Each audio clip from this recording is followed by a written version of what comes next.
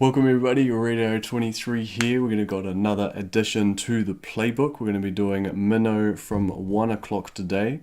And this is Cron hitting it up to begin with. So because there are less rocket launchers around on the right hand side, and these ones are going to be out of range of 1 o'clock, we've decided to go up behind the core at 1 o'clock with a few shocks. So let's check it out. I've been thinking about doing a separate video so we're going to have to clear these mines next to the core because we're going to go around that left side.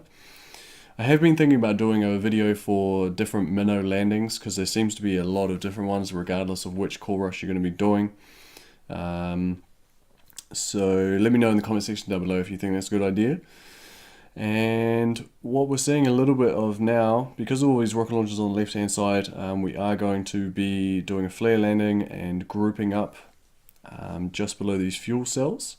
Don't worry about, we're not too worried about hitting that first mine and then that first flare point. So we've just gathered here, and that first flare point is going to be just below that first corner. So it's slightly right of vertical, but the Zookas are going to walk nice and tightly just along the defenses line here, and we're just going to be smoking a little bit of a split just for those defenses, and then just as we arrive there we can flare up into our finishing spot. And the way that we're going to be doing that is just smoking them up the left side of the core. They're all going to sneak in there, and he's done it with one smoke. When they arrive there, they're obviously going to be targeting the machine guns because that's their Zooka targeting. They're going to be targeting the closest defense. So here we go. And he's got them all under one smoke. You can obviously do two smokes to be a little bit safer.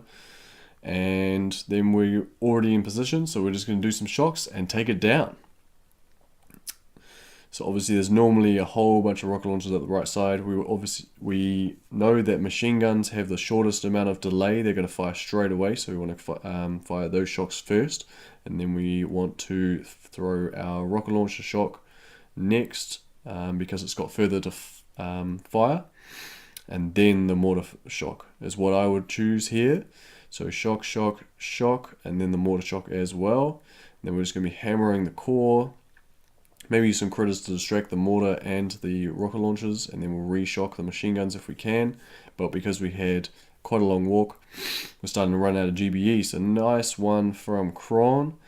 This 1 o'clock hit, if the you may need to take a different path to it, and sometimes it is the best option.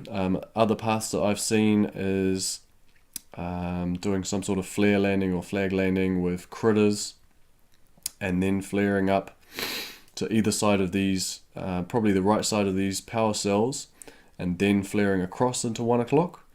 I've also seen some strange routes. If they're all single shots, defenses out to the left, you can do a lot more gapping, or you could even let them roam out and just destroy a whole bunch of boom cannons before flaring just around about this corner, just to the left of this power cell, and then flaring up to 1 o'clock. They'll wrap around that wall nice and tight.